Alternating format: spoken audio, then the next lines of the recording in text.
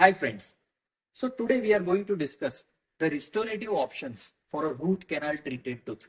Now let's discuss obviously for the posterior teeth, because for anterior teeth mostly you might be able to do a veneer or a direct composite restoration and obviously a crown. So let's discuss entire thing, mostly focusing on the decayed tooth.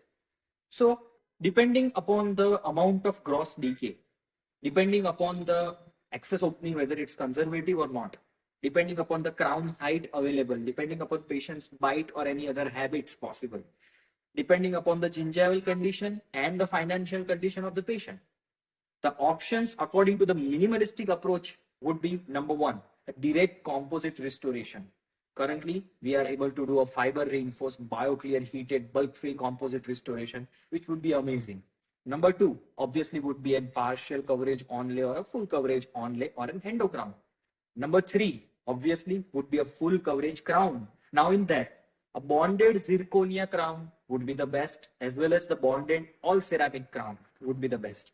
Next would be a PFM, and then obviously the metal. But remember, gold, pure gold is always the first choice if the patient can afford. This was me, Pathik, and see you next time.